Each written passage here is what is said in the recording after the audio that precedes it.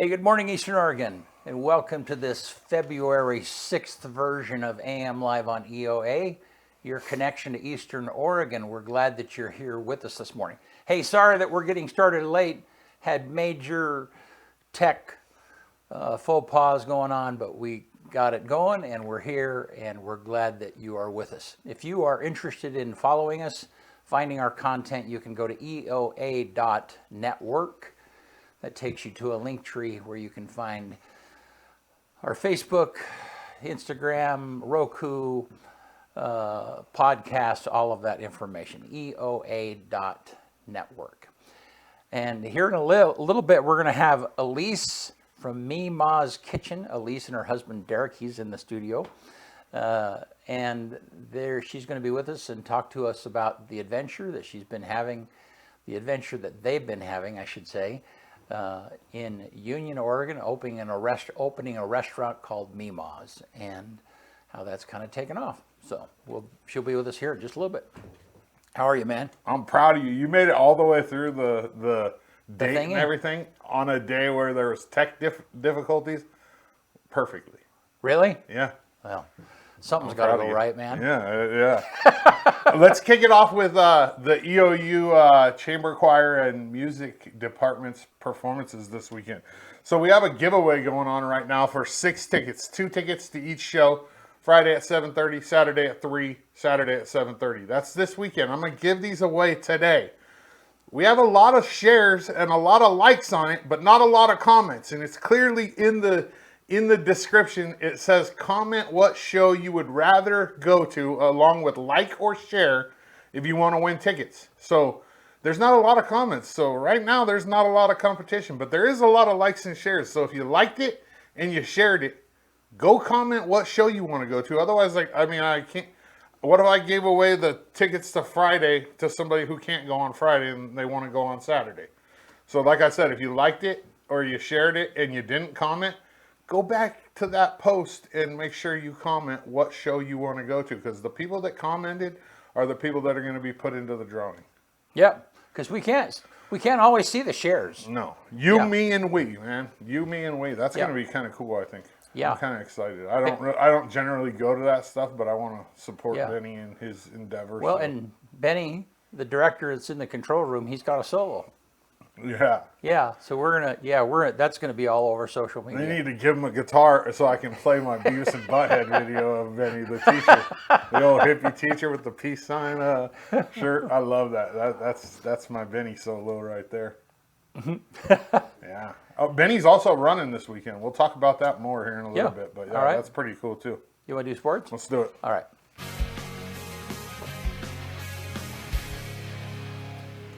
AM Sports Report brought to you by Hobby Habit right here in LeGrand. The D&D Monster Manual 2024 is now available. In this new and improved 2024 Monster Manual, meet a monstrous menagerie of creatures for the 5th edition. Encounter iconic D&D favorites and a whole host of mighty new monsters. Let their stories, illustrations, and streamlined stats fuel your epic adventures. Hobby Habit, just for the fun of it. Let's start with girls basketball. LHS. In front of a pretty packed house on Tuesday night, the Tigers took on Ontario at home for senior night. It was awesome. This group of senior girls is a pretty tight one. They've been playing together since like 3rd grade. They have, they had the same coaches all the way through AAU, and they're looking to win a state championship. They beat Ontario on Tuesday night 79-15. And unfortunately, usually you wouldn't run the score up like that, but the way the computers work for the rankings in Oregon is so stupid. When you play a team that is number 30 in the state and you're number 5, you have to beat them by a lot of points, or you can actually move down in the rankings, which is just, OSAA needs to figure that out. It's frustrating.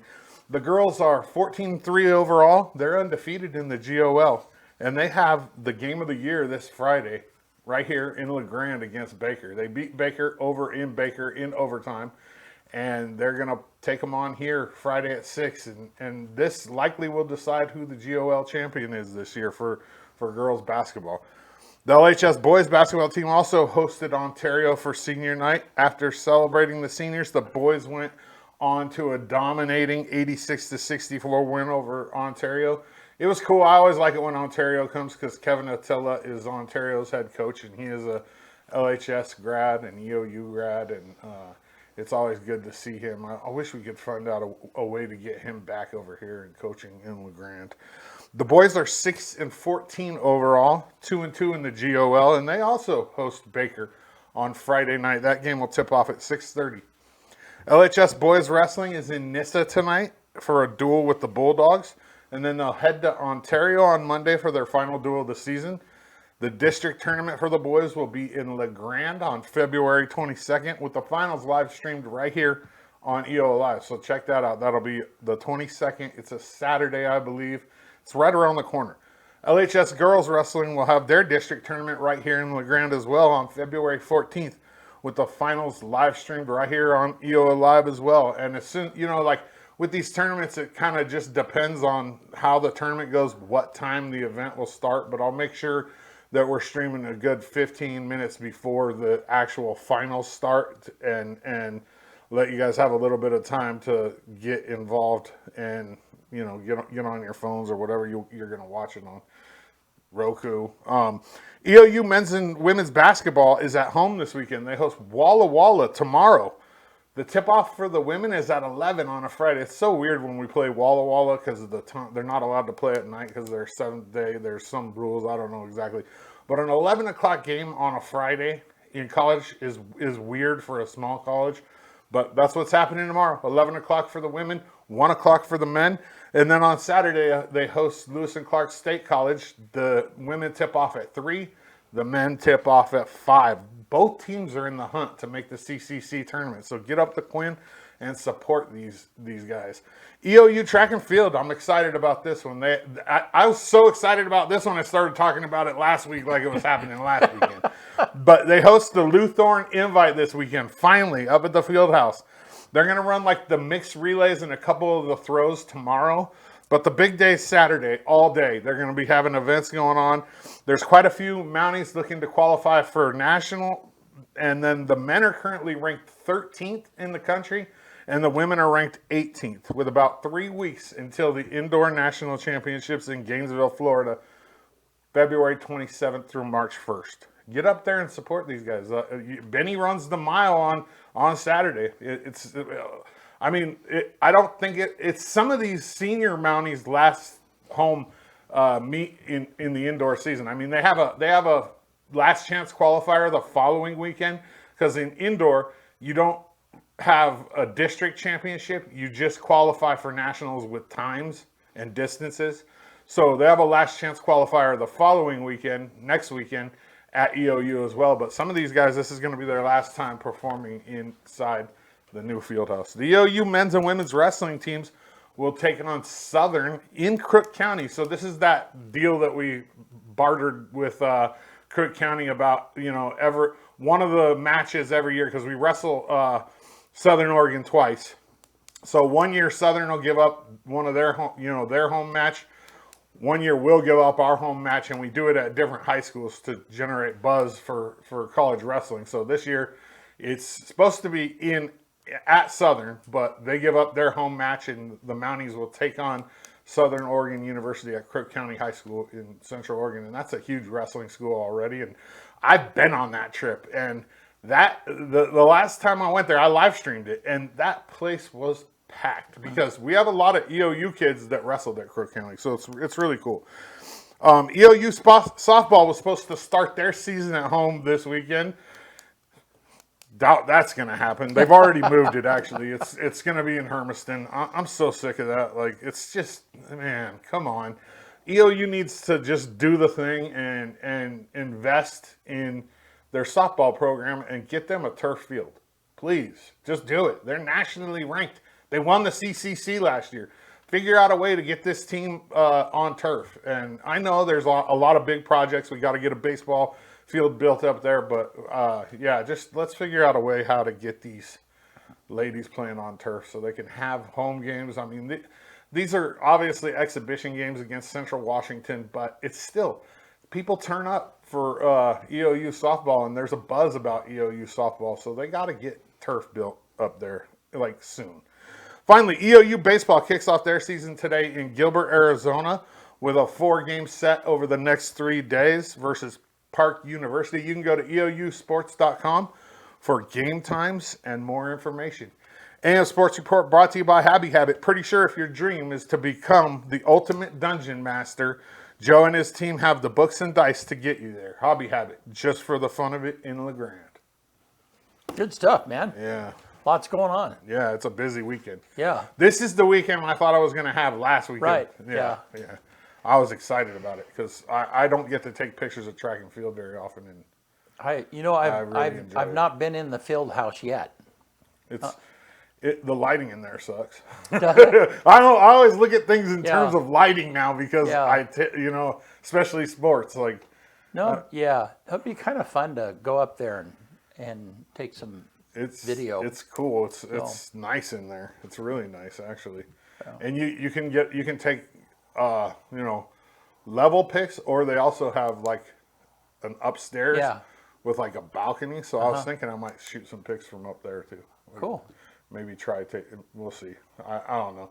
I have a lot of people that I want to get pictures of this weekend because I don't get to do track and field very often, especially indoor. So I'm gonna be like bouncing. Yeah, and track and field is hard because it's like. Yeah, it's like the state tournament wrestling. You don't really know what event is next until they're announcing it. And well, thankfully I have a schedule in with a couple of the track athletes, and they're hooking me up with like lane assignments.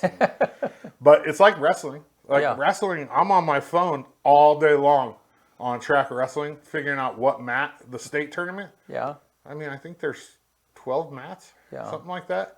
So you're like just looking at track wrestling all day and. We got a LeGrand kid. Oh, you know what I mean? Like, and it's all that state. It's all level. Yeah. Last year was my son too, so that even added some more into it. But it's all level. It's boys and girls too at the same time. Wow. Yeah, it's a mess. Yeah. All right. Well, cool. Well, hey, our weather camp's down right now, but let's look at the weather graphic and kind of see what's going on here. So 21 tonight, and it looks like. It looks like it's going to be snowy. Oh, yay. Snowy through Saturday. Sunday is supposed to be a little bit more cloudy. But it looks like we're 70% chance of snow tomorrow, 65% chance on Saturday. Yeah, it's snowing. Yeah. It's snowing. Yeah. So hopefully it doesn't snow too much that all the track athletes can't get here.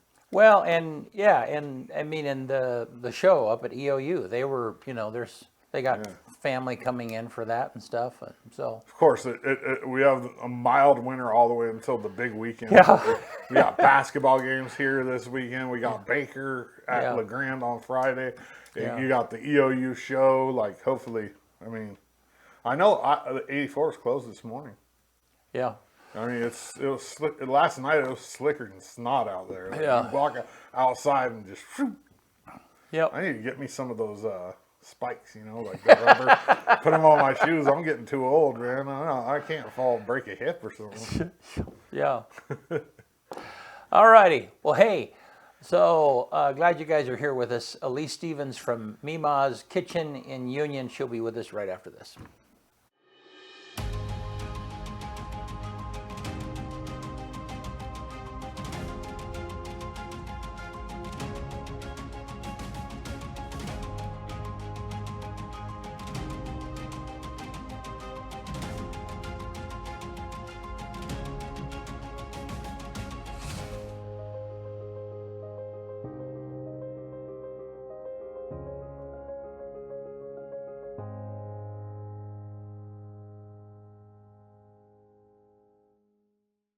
Just look at it, Okay. All right, we're back. How are you, Elise? I'm good. How are you? Good. So we had a chance. We met the other day for the first time at Rotary. You came and spoke at our Rotary Club, and really glad to be able to connect with you and have you here today. So yeah, we've heard of what's going on. I mean, I think everybody has kind of heard of, kind of the movement that's been going on around Mima's hometown kitchen. Yeah. Is that what you got? Is that what you call it? Yeah. And so, but let's just kind of go back. So tell me, kind of give me a thumbnail version of your life and where you're from and how you got to LeGrand, how you got to Union County and Union. Yeah. Well, my family moved to Union County in 2020, and my husband started a construction business, and I was a teacher for many years, and been doing social media for a few years. And I was taken against my will and held hostage when I was 21. So I share my story on social media, but I never wanted to profit off of my income from social media. And so I started a restaurant, but I immediately realized that I wanted to take the prices off my menu and just give my food away for free. I started using my social media income to fund my restaurant and then blessings from others. So we are a nonprofit. We do receive donations from people all over the world, but we just feed everybody. We don't expect anybody to pay. There's no prices on our menu, and you will find our menu will tell you that no one is expected to pay, but you can leave what you feel led to leave. And that's it. I just want to feed people. I just love people and I want to feed them. So let's go back. Yeah, you kind of you did a good now. You said a thumbnail. I did. So where were you raised at, though? So I was raised in McMinnville, Oregon. Okay. My husband and I both were born and raised in McMinnville, Oregon. And did you guys know each other? We met in high school. A mutual friend of ours actually told us both that she knew who we would end up marrying and introduced us, but we were never really interested. Okay. And then I actually moved to LeGrand in 2006, and I ran the video store out in Union. But I moved back to McMinnville, and I met a gentleman I met a man, and he kidnapped me and held me hostage while I was pregnant with my oldest daughter. And I escaped by the grace of God, and I met my husband again. I reconnected with him. Okay, so so is that kind of when that, I don't know, tell us a little bit about that story, because you skip over it. Well, I get a little worried. Whatever you're comfortable sharing, but that's kind of what kind of pushed you into the social media. It is. Okay, yeah, so tell us just a little bit about the story. Yeah. So for 5 months, I was held hostage in a 10-by-10 room by my ex and his mom. I was only allowed to come out if I was cooking or cleaning for them. And where was this at? That was in Puyallup, Washington. Okay. So they actually moved me 350 miles in a U-Haul. And I was there for 5 months, and it was literally one of the scariest parts of my life.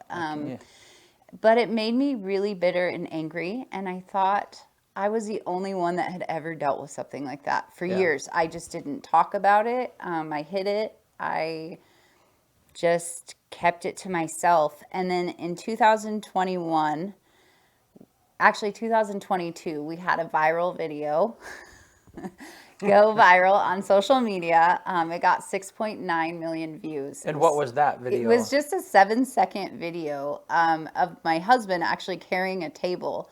And it said, 13 years ago, I hired this man for $100 a night. And now I have 2 dogs, 3 kids, a mortgage, and I'm broke.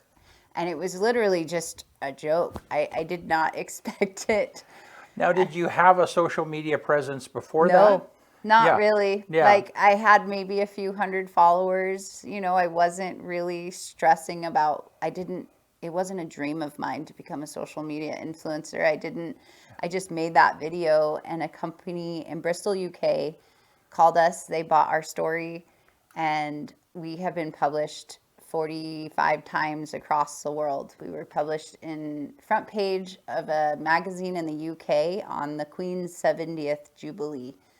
And the story that was published was about what? About how I hired my husband as my bodyguard. Oh, okay. And we were actually listed as the real life Whitney Houston and Kevin Costner because That's a compliment to both of you. Right? yeah, I guess. But for years, so for 2 years, I just told my story. I had no clue. So your microphone, yeah, Oh. but see your hand there, yeah, just put your hand. You're Okay. good. Just keep going. I had no clue that I was going to be doing a restaurant with my social media. I mean, I told my story. I would make a little bit of income, didn't really know what I was going to do with it. And then in 2022, my dear grandma told me, if you are doing this for the wrong reasons, God will humble you. And I was actually hacked and lost all of my social media presence and all the money I had saved. And I said, touche, God humbled me. I walked away from social media. I planned on never doing social media again. And I opened my restaurant. And after 4 weeks. Okay, now wait. So let's go back. Okay. So slow down. So tell me about, so that place was rented. I mean, it was vacant at the time. Yeah, kind of tell the story about. Yeah, you got to tell the story about how you got into that particular place. Yeah. Okay, so I was hacked, and I was just at home really searching on, all right, Lord, what do you want me to do next in life?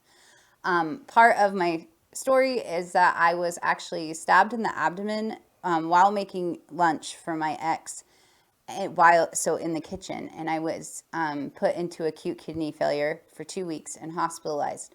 So I never went into the kitchen. I never cooked for my kids. They knew that I wouldn't even make them chocolate chip cookies. I did not go into the kitchen. And I woke up one day and I looked at my dear husband and I said, I'm going to make sourdough. And he laughed at me. I said, God's telling me to make sourdough. Now, were you guys living in Union at the Yeah, time? we had lived in Union. Okay. It was just honestly, it was in March of last year, March of 2024. I Okay. woke up and I said, I'm going to make sourdough. And within 2 weeks, I had my first sourdough loaf.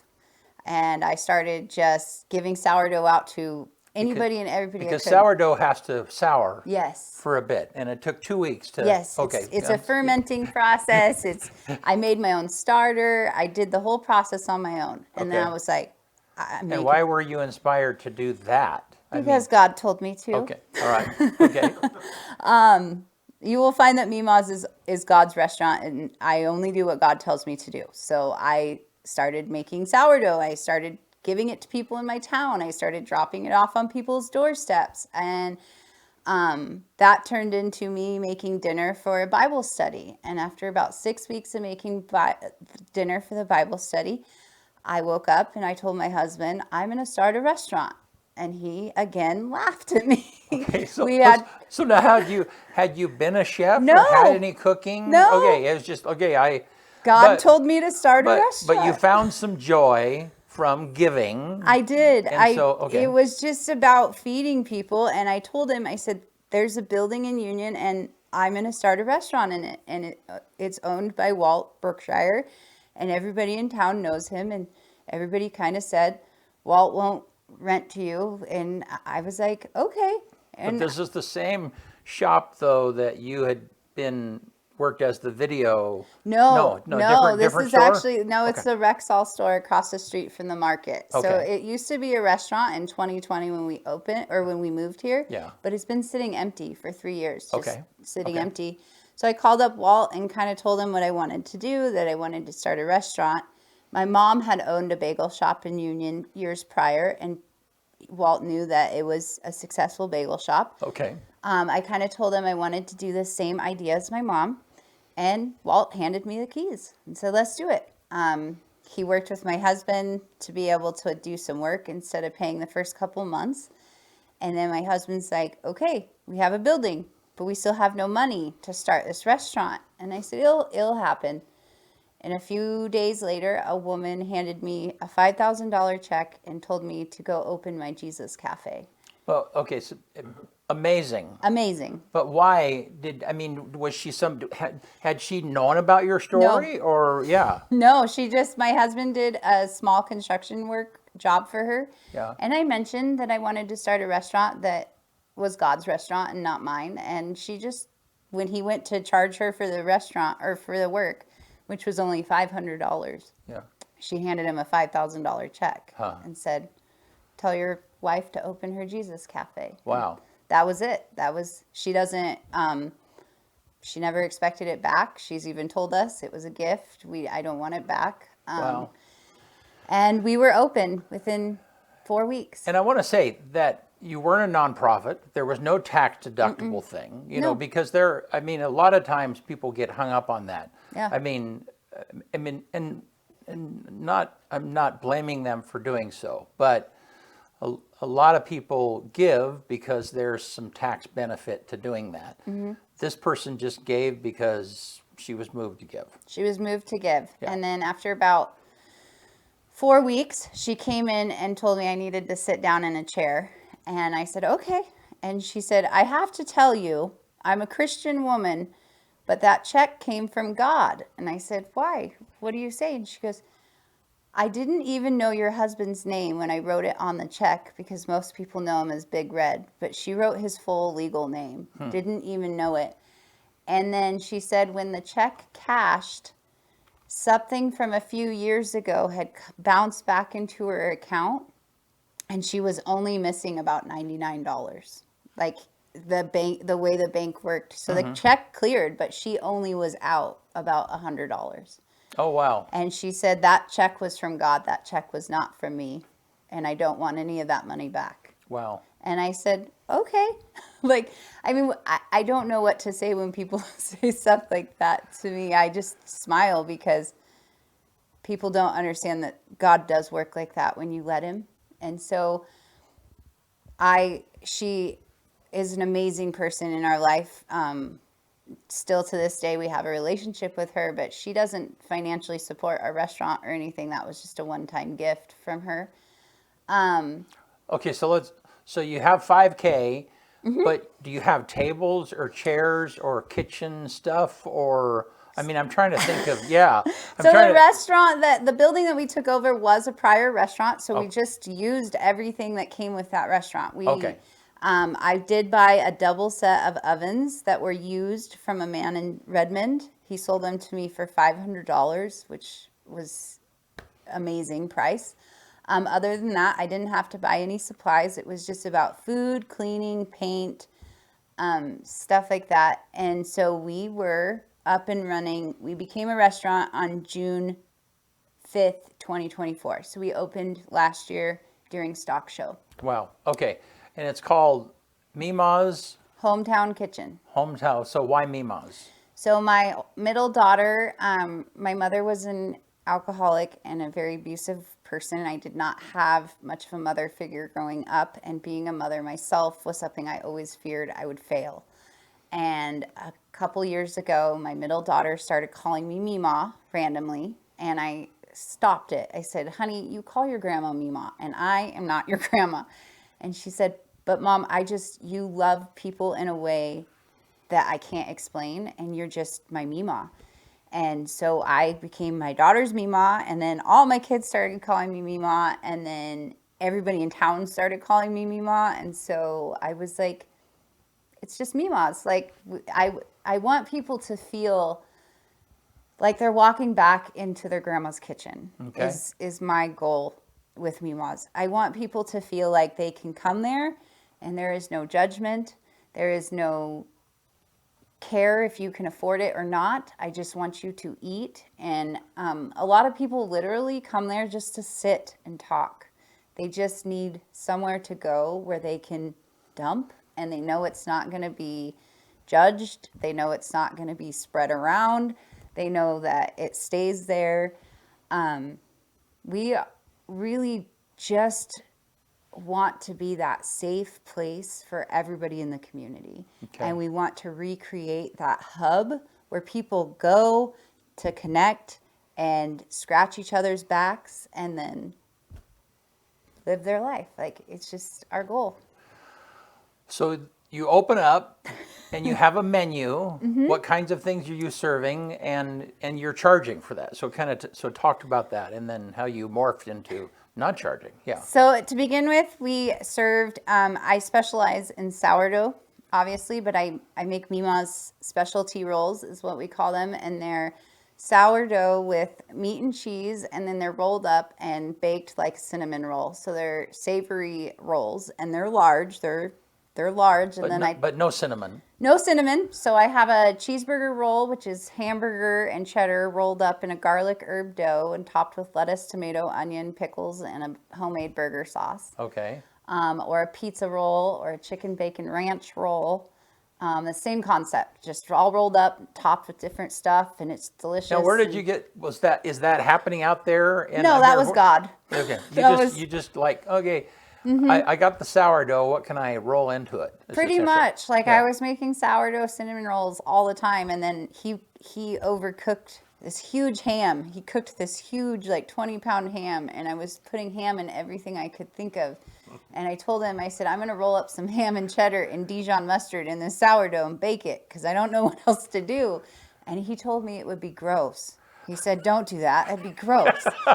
And I said, well, I'm going to try it anyways. And I did it, and everybody loved it. Everybody ate it. And so I just started mixing any meat, cheese, and rolling it up in the dough. And after about 3 weeks of being open, we had a little boy who was sitting in there at the table for 6 hours straight. And I finally walked up to him and I said, hey, bud, where's your mom? And he said, she's at the bar. And I said, are you hungry? And he said, I don't have money. I said, that's not what I asked you. I said, are you hungry? And he said, yeah, I'm hungry. So I went back and I made him one of my rolls. And he told me he'd never had homemade ranch. And he'd never had, he was blown away at this homemade meal on a plate for me. And I just went home and I prayed and I prayed and I woke up and I told my husband, I said, I am going to take all the prices off my menu. I will not charge anybody else anymore for food. And I'm going to use my social media to fund this restaurant. And my husband wanted me to wait a year. He said, that's a horrible business plan. This is not going to work. And I said, okay, we'll wait. So we waited a week. We didn't have one customer come in at all. And I looked at my husband and I said, are you ready to trust this process? And he said, yeah. I mean, we can't get any worse. We're already not getting customers. So I took the prices off my menu, and that next weekend we made more money than we've ever made since we've been opened.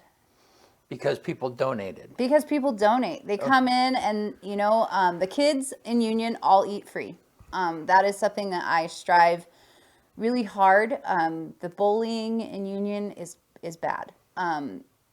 As an ex-teacher, I was a teacher for 12 years. I was a special needs teacher, and I even worked out at the school for a little while.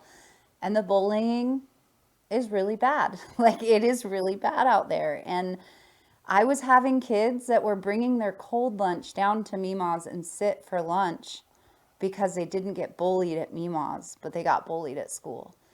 And so I just said, no more. No kid has to pay here. We're all accepted. We're all loved. I don't care if you have money and you don't. We're all on the same wavelength. And now from the time we open to the time we close, we have kids from all walks of life in there playing together, hanging out, not bullying each other. And these are kids I personally know bully each other at school.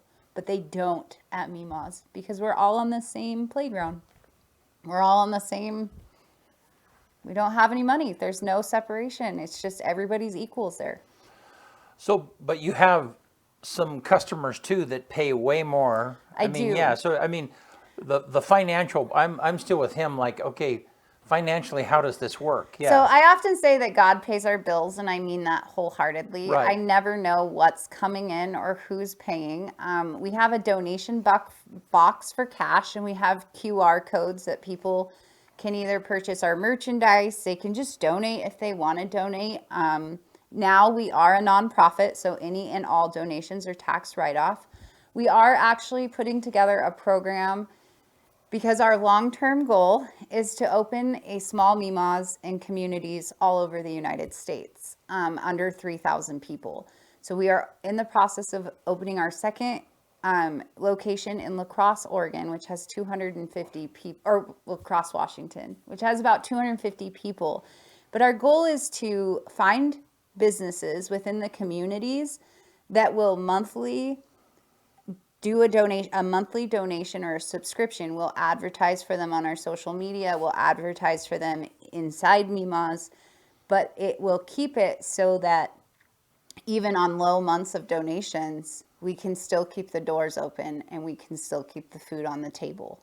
And our other project right now is becoming farm to table, so relying really truly on just farmers from the communities to supply the restaurant. So like produce farmer or a pig farmer or a beef farmer wants a tax write-off, they could donate a whole cow or they could donate a pig and show the community that if we lean on each other, anything is possible. But in today's world, everybody runs to the big box store to buy what they need, when in reality, our neighbors pretty much make everything we need. Like you go to a farmer's market in the weekend, right? Or you go to a Christmas bazaar and you can get almost anything you need. Right. But then the rest of the months, we're just running to the big box stores, and we're forgetting that we have people around us that also have that same gift. Right. And so I just want to show these small communities again to lean on each other. Right. Become self-sufficient among your community. So as this is kind of taken off and people are paying what they can, and then are you still having to use your social media income to keep the restaurant going? Or I mean, kind of how is that working out for you? We still use our social media income to keep going. We have poured everything we have into this restaurant in the last 6 months. Like I'm to the point that we are actually in the process of evaluating selling our home to keep doing this for people, because God has shown us that what we have done has changed so many people's hearts and attitudes in Union. When we first opened, we had a lot of people that were super bitter and angry about what we were doing, and we would get turned into the health department, and we would get told we were doing illegal things, and we were told that people did not like it. Why were they angry or bitter? I think it's kindness. Like kindness just isn't in the world anymore. Like, so you come in and they assumed we wanted something from them. They assumed we were doing this for something, for our own personal gain. And so they really weren't sure about it and didn't like it. But recently, in the last probably 3 months, we've seen a huge change. Teachers have come to us and told us, thank you for doing what you're doing. We're seeing a change in the schools, a change in the students, a change in their attitudes. We've had sports coaches come to us and tell us, thank you. You know, our teams are working together better as a team this year. And a lot of it is they're hearing that, well, we're going to go hang out at Mima's after sports.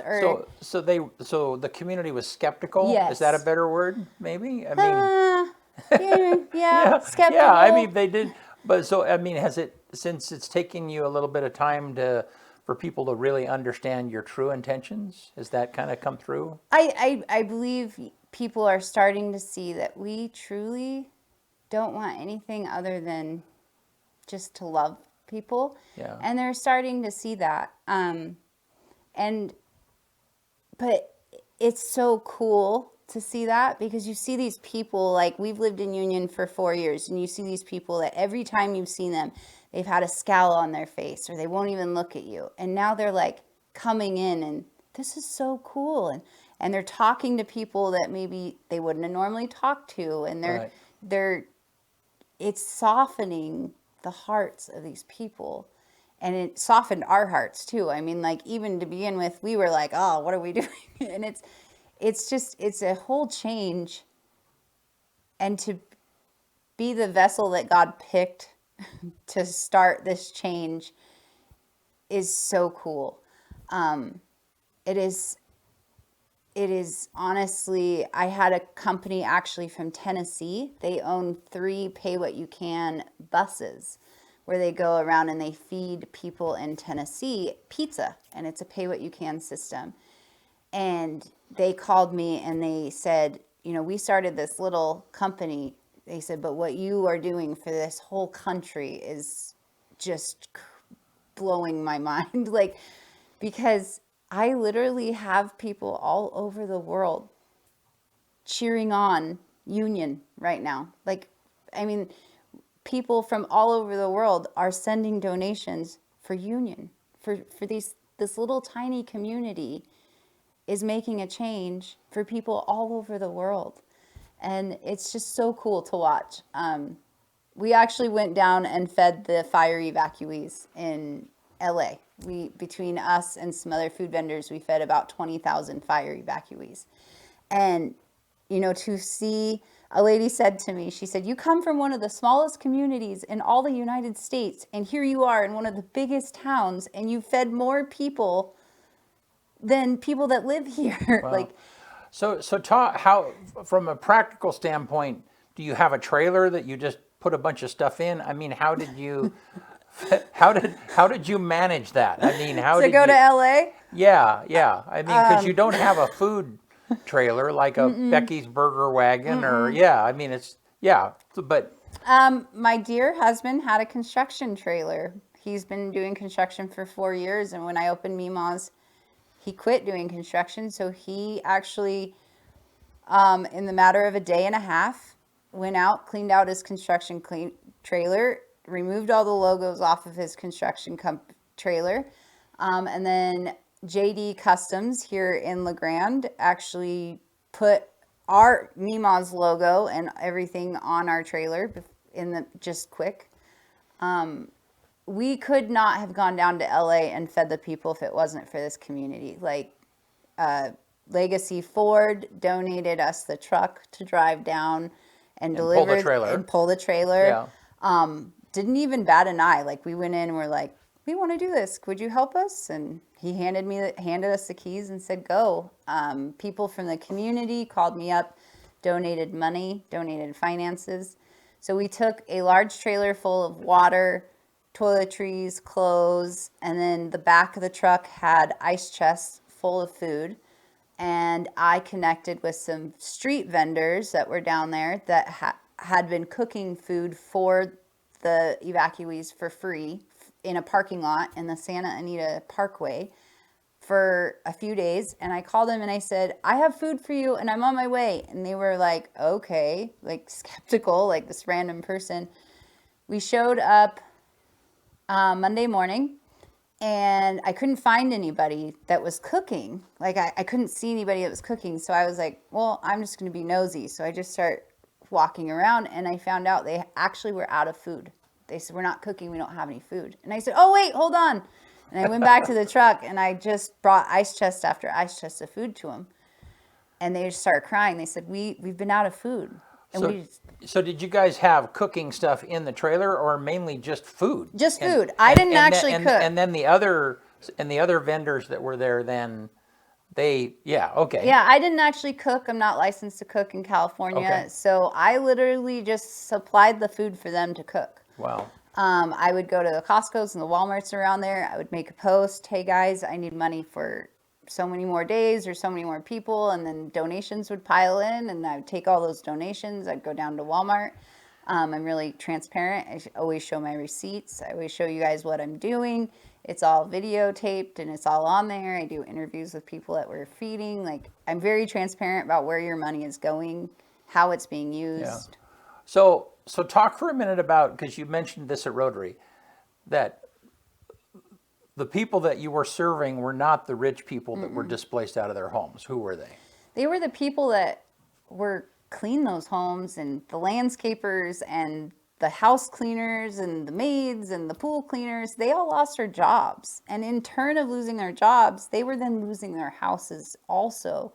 And then there was people that were sitting in their house as a retirement plan. Like, they had full intention of selling their home when they retired, and that was how they were going to live, and now they're gone. We talked to one gentleman down there. He was a landscaper for the people that lost their homes. His wife was a house cleaner, and they didn't have any money now. Like, nothing. They had nothing. They had no jobs. They had spent years building these tracks and these businesses, and they're gone. Wow. They're gone. And so we actually blessed that gentleman with $1,000. And he told us, he said, I actually prayed and asked God to send someone to bless me, and I didn't believe God was real. I never thought it would happen. And he goes, but you just proved to me that God is real. And he still texts us every day that he's a Christian and he's doing this. That's not at all why we do it, but it is so cool to see that work and that happen. Wow. So can you think back on a particular moment? Because I've been involved in ministry for 40 years in various ways and so on and so forth.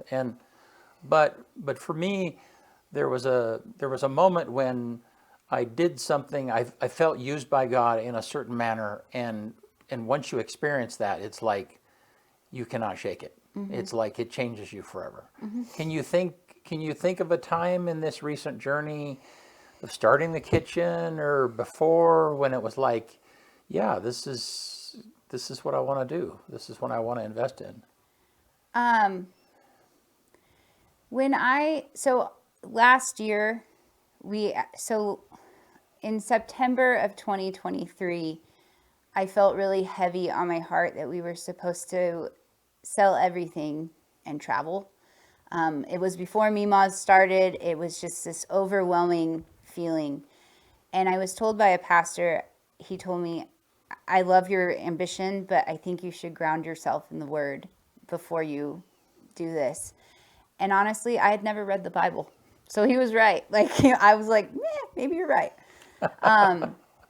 So I started actually grounding myself in the Word, and I get those moments where I see God using me every single day now that I have said. So I got down on my knees and I said, Lord, I surrender it all to you, all of it. I never know how my bills are going to be paid. I surrender it all. And it's not just one event that made me realize I wanted to keep doing this. It was literally, I can sit back today and be like, all those little steps were God's path for me. And it just, honestly, the first time I pulled that loaf of sourdough bread out of the oven, I thought, for 12 years, I have allowed a man to control me and stop me from doing what God has asked me to do, because it was the trauma my ex put me through that kept me out of the kitchen. Right. And so I just made a promise to my family and to myself, I would never stop doing what God has asked me to do. And that is why I don't take any possession of Mima's. There's not an apostrophe in our name, because I don't believe I own it. I believe God does. And online I will say, this is Mima's, God's Pay What You Can restaurant. That's what our trailer says. It is just, I really got to a point where I realized the only thing ever consistent in my life was Jesus. And I wanted to live for him. Wow, that's awesome. I see a conflict in the way social media is all about a person and or somebody's story, or who. I mean, you kind of dove into that way more than we have, but I mean, we live our lives trying to harvest that in some manner for the sake of our businesses who are sponsoring us and so on and so forth, but at the same time, the thing that I see God calling you to is about God. It's not about you. And so there's this conflict that I'm sure that you constantly face, where you get a lot of attention for what it is that you're doing, but you're immediately wanting, well, but it's not me, but it's God. I mean, talk a little bit, and what happens in Christian communities and it's just kind of natural. And that is the more humble somebody is, the more attention that they sometimes get. And so then that becomes a little bit of a conflict also. I mean, I talk about that a little bit. And I mean, how do you deal with that? It's hard. It's hard. I get comments all the time of, this isn't you, this isn't God, this is you. Right. You need to take credit. And it's right. Every human has a choice on what action they're going to be making. And it was my choice to open Mima's. It was my choice to do these things. But it's also, every choice you make is driven either by the Holy Spirit or a non-Holy Spirit. And it's our choice on what vehicle we get in and let drive us every day. And so, yes, it is me, but it's God's driving my car. Like, right. He's pulling me through these situations. Like, I'll be honest with you, like,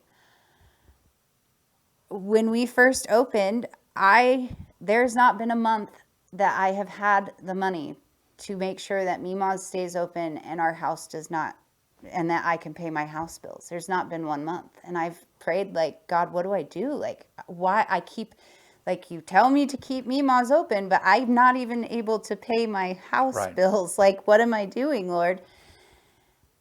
And we're now like, we're going to sell our house. That's it. That's what God wants us to do. We're going to sell our house. We're going to buy a travel trailer, and we're going to travel this world, and we're going to the United States, and we're going to spread the love of Mima's all over the United States. And that's what we're doing. Like, God didn't supply me the money each month to pay my mortgage because he didn't want me to own that house. And that is the point that we've gotten to.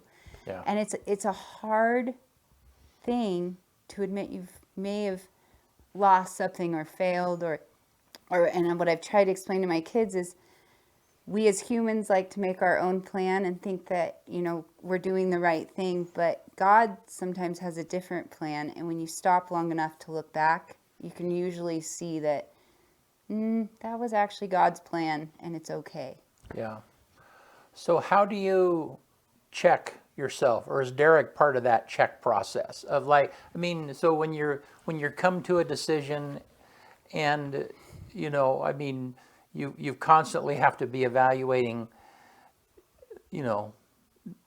what's the best direction to go here, and is am I inclined to go where I want to go, or am I inclined to go to where I think God wants me to go, or am I inclined to go where God wants me to go? I mean, how do you sort through that? Well, everything comes with 3 witnesses. You have to have 3 witnesses with everything. And witnesses isn't just humans. It's also comes from God's word or just random humans. Yeah. And so we don't do anything in our path unless God makes it very clear. And it is told to us 3 times specifically. Like, I don't know how to explain it. So, like, when I started to make bread, I was like, why would I make bread? And then I was reading the Bible, and God took me to this verse that literally was a bread recipe in the Bible. And then a friend of mine was like, have you ever considered making sourdough? And I was like, okay, Lord, this is 3 times in my life. You're looking for those confirmations. Yeah. There's always 3 witnesses. And then we also have about 4 pastors that we always run everything by in the community. We talk with them, and if one of them is like, whoa, you guys are off the wall, maybe you should slow down, we say, okay, let's evaluate it. Like, Yeah. will you sit down with us and evaluate it? But I honestly don't believe, we don't get that very often, even from these pastors. Yeah. They're like, you can see that this is God. This is there's things that have happened in our life that there's no explanation.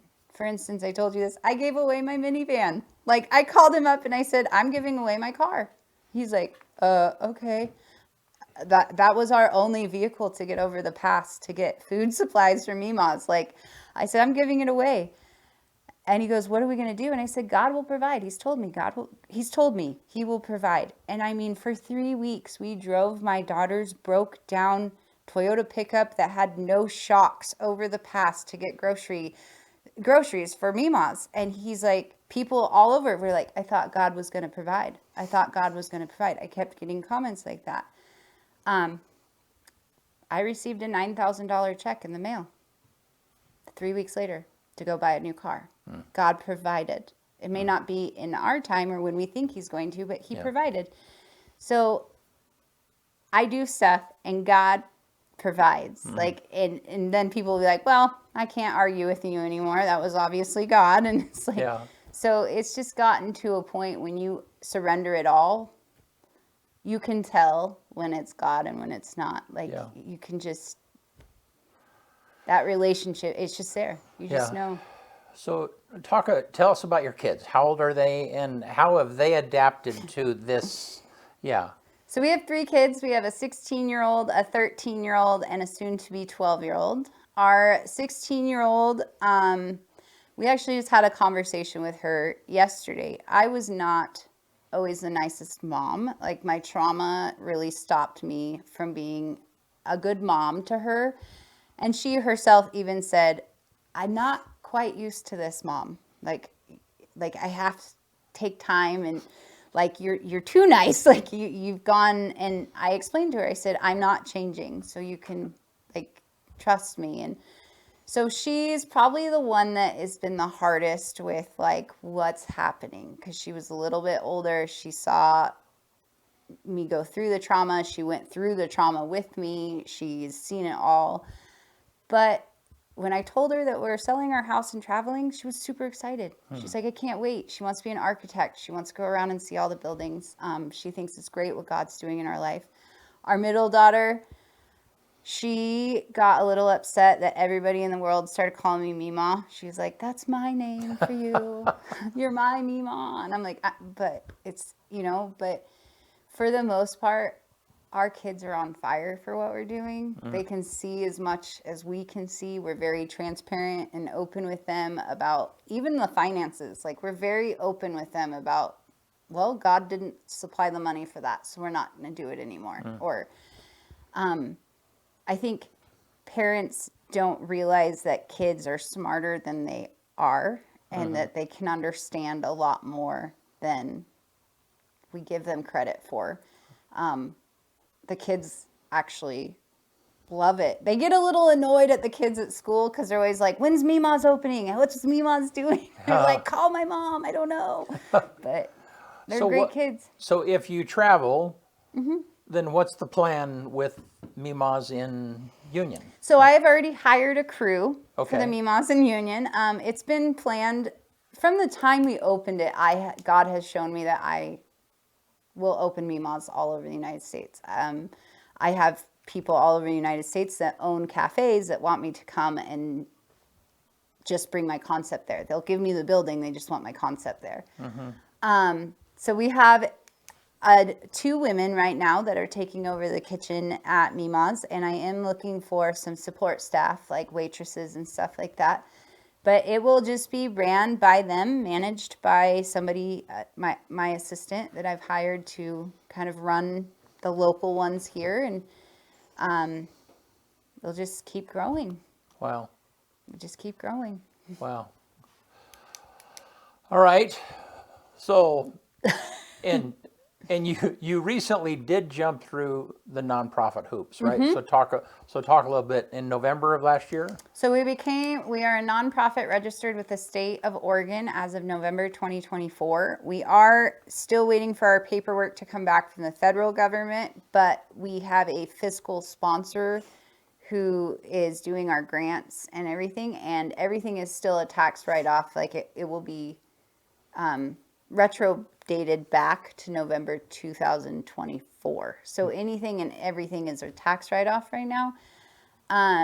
We are a religious nonprofit. We do not claim to be a church. I don't want to be a church. I believe that the church is the people, and that we're just a building for fellowship. So, but we are a religious nonprofit. Okay. Wow.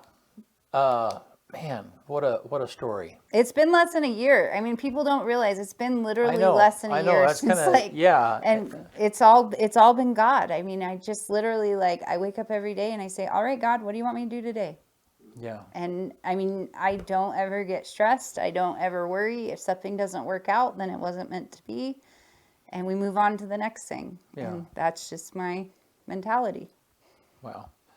Well, thank you so much for taking the time. You're Just welcome. to share with us, and we wanted to get connected with you and just haven't had that opportunity, and so no, what a great story. Yeah. Real fast, Yeah.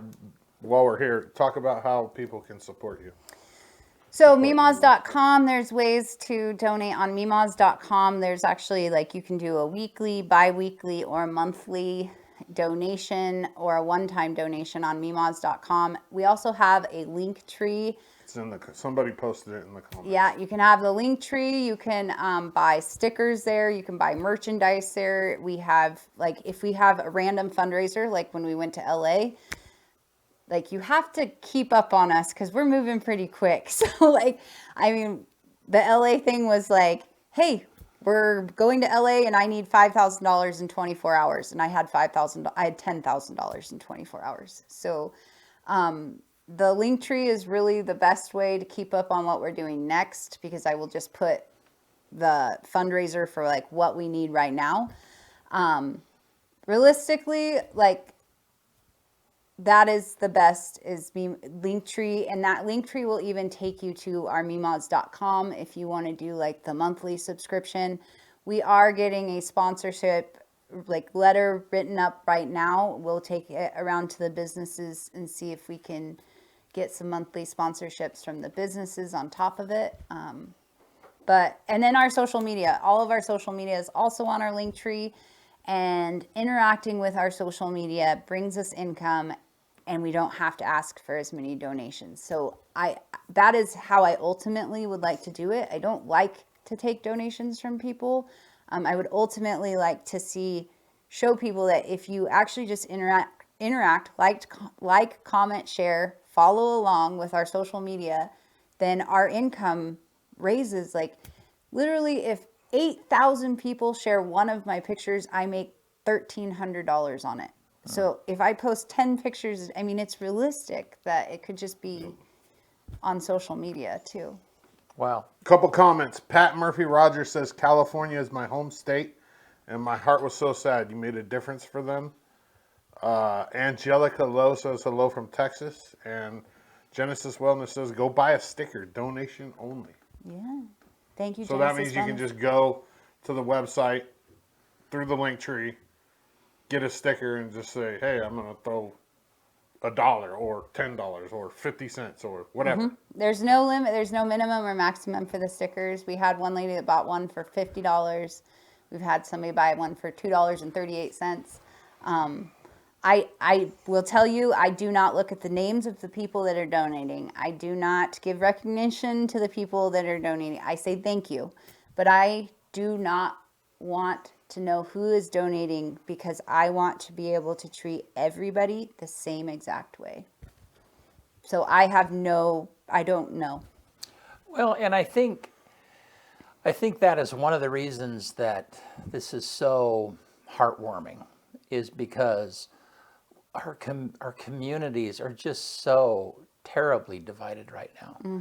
And, kindness should be a unifying point. And it is a unifying point. But sometimes people get so hung up and well, I don't want to be kind to that person because then I enable their whatever it is to continue, And I've said this many times that, if I'm driving down the freeway and somebody is struggling to change their tire, I'm going to pull over and help them change the tire. I don't care who they are. I don't care where they're from. I don't care about their circumstances, their lifestyle, the decisions they've made, their political persuasion. None of that matters, because I'm just trying to help. Yeah. And that's how we are at Mimaz. Right. And I sense that. Yeah. And that is, that's an incredible story. Well, it's just easier. It's honestly easier. It is. It is honestly easier Yeah. to be like, I love you, and I don't care what you do at home. Well, right, Like, and that is, I mean, right, and that is kind of the point. Is yeah, I love you, and my opinions are just not relevant. I No. mean, whatever my thought is, it just doesn't matter. Yeah, we so, teach our kids. Our son just gave $10 to a houseless person in Pendleton, and some people are like, "Why would you teach him to do that? It's just feeding their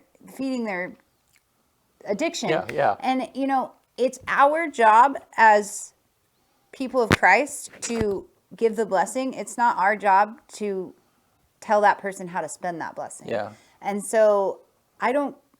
Maybe that $10 was what that person needed to Yeah. switch them to get off the addiction. Yeah. And so we need to stop trying to control how our blessings are spent or used. We need Yeah. to just give. yeah. There we go. Hey, well, thanks so much. You're welcome. Yeah, glad you're here. Yeah. Yep, you want to get us out Let's of here? do it. On this day, February 6, 1778, the Treaty of Amity and Commerce and the Treaty of Alliance are signed in Paris between the United States and France. The first treaties ever negotiated between the United States and France. 1819, on this day, Stamford Raffles founds Singapore as a British trading post. 1894, on this day, the bottle opener is patented by American inventor William Painter. 1935 BC, a very important, a famous game was put on sale for the very first time. What was it? 1935. It's an old game. Game was put on sale? Yeah. Monopoly. Yeah.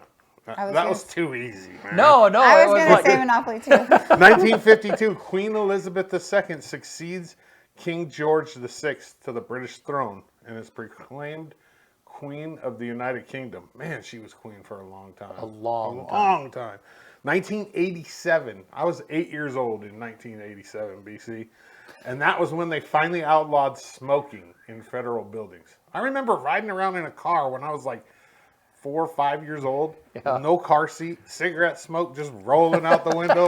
You know what I mean? Like, it's so different nowadays.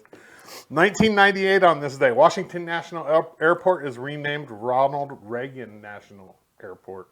2018, Elon Musk's company SpaceX launches the Falcon Heavy, the world's most powerful rocket, into space. 2019, honeybees are able to add, subtract, and understand the concept of zero, according to research from RMT. That's nuts. Yeah. But they make very complex patterns. Like, if you've ever Yeah. looked like under a microscope at what a honeybee can do, it's quite amazing, actually. On this day, the #1 movie in America in 1995, Legends of the Fall. And then the quote of the day comes from Jimmy Carter. The bond of our common humanity is stronger than the divisiveness of our fears and prejudices. One more time. The bond of our humanity is stronger than the divisiveness of our fears and prejudices. Good. Yeah. Good message for today. Yeah. Yeah. I kind of thought so too. Hey, thank you guys. Yeah. Thank you for being here. Yeah. Thank appreciate you for it. having us. Yeah. All righty. Hey, we'll see you next Tuesday, and we'll plan on starting on time. See you soon.